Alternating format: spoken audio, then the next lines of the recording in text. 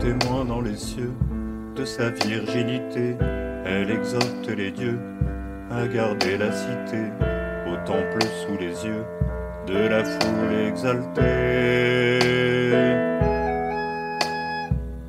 Dans sa robe de lin, aux prêtresses sacrées, préservées du malin, blanche comme la craie, sur les veaux, les poulains, elle souffle un après. Les longs cheveux d'ébène, en nattes tressées, de la sainte romaine, recouvrent les pensées, et les reins de la reine sont seuls à caresser.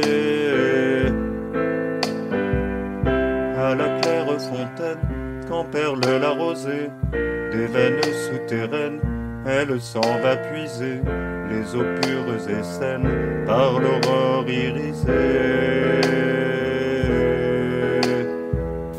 Elle a toute la jeunesse qu'on ne peut profaner, le destin d'une altesse pour une âme bien née, mais aussi la promesse à sa 30e année d'emmener à Lutèce peut-être un nouveau-né sous le manteau noirci dont Rome séparée, le foyer resplendit, gardien de la cité, elle veille sur lui pour qu'il brûle à jamais.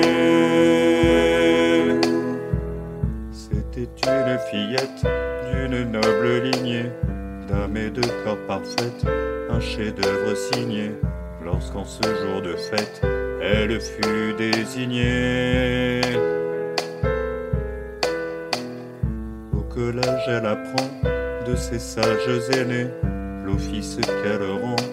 Après quelques années, elle occupe ce rang que chacun reconnaît. Un carrosse l'emporte, l'hiver comme l'été, entre toutes les portes de l'immense cité, précédée d'une escorte aux armes redoutées. Devant elle s'incline la moindre autorité, des mots qu'elle décline, nul ne pourrait douter. Amata qui fascine et craint de pureté. Au spectacle, elle a l'heure de pouvoir assister, de sa place d'honneur, elle entend piqueter les fers des gladiateurs, elle voit miroiter les chars et leurs tracteurs par la course éreintée. Au hasard d'un détour, un pauvre homme enchaîné implore son secours, elle écoute peinée, et d'un mot plein d'amour gracie le condamné.